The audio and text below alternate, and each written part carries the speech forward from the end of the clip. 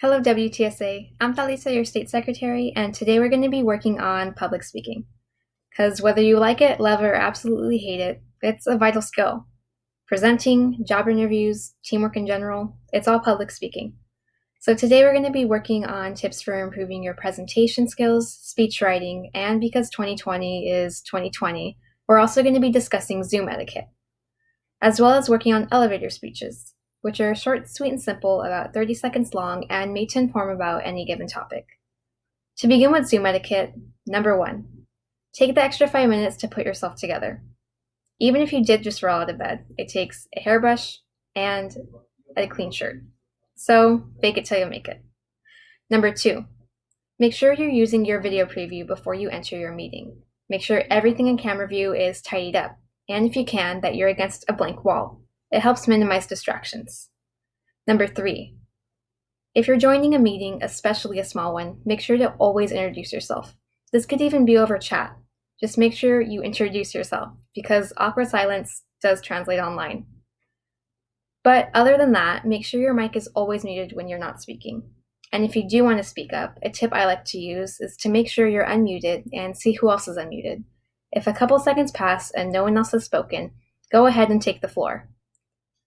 And the last and most important one, make sure you are doing everything in your power to not distract yourself or others.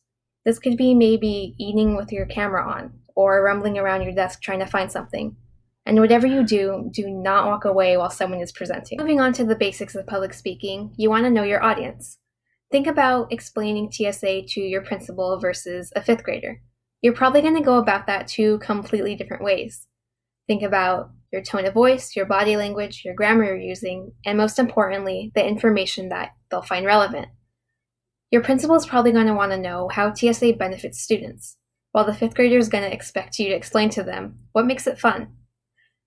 A good rule to use when in a professional environment is to never say anything you wouldn't type out in an email, and to always eradicate filler words such as so, like, and all the others. Another important rule of public speaking is eye contact. Some people do struggle with this, and it's understandable. It can be kind of uncomfortable sometimes. A good ratio is 80-20. You want to be staring at the person you're talking to 80% of the time if it's a one-on-one conversation. You can do this by either looking into their eyes, taking a few gazes back and forth, or a trick is to look at their forehead. It creates the same exact effect, and some people find it easier. When speaking to a small crowd, you want to make sure you're spending the same amount of time on each person when it comes to eye contact, shifting back and forth. When it comes to a large crowd, you're going to want to choose 3 areas in the back of the crowd and shift your focus back and forth from those 3 areas. It makes it extremely easier.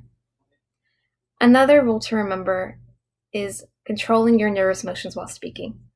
We all have them. This could be playing with your hair or maybe touching your hands or fingernails while you're talking. And of course, lack of eye contact is another common one. To fix these, it's pretty simple, and it's whatever works best for you. For me, I like to touch my hair, so I always put it back. If you touch your hands, maybe work on using more hand motions to avoid it. And if it's a lack of eye contact, just make sure you're being more aware of when you're maybe gazing off to the side a bit too much.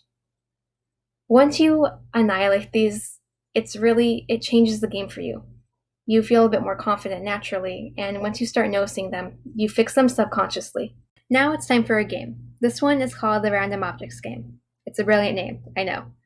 What you're going to go ahead and do is pick any random object around you.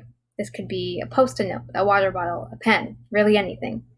After you think about it for a minute, go ahead and do a 30-second speech on the spot about this item. It can be about anything relating towards the item. This is amazing to do with your chapter, and it's one of my favorite activities. But now moving forward to a more formal speech, it's really simple when you're creating an outline, because it's just like an essay, which we've all done many, many times before in school. In your intro, you're going to include a hook and all the points you plan to discuss in your speech. Make sure it's engaging and enticing and makes them want to stay till the very end. In your body, you're going to want to go ahead and discuss every single topic you laid out in your intro. And make sure you're allocating the same amount of time roughly to each topic, making sure one's not overshadowing the other. And in your conclusion, you're going to want to wrap it up, of course, and make sure you're not introducing any new topics you didn't discuss in your intro or body.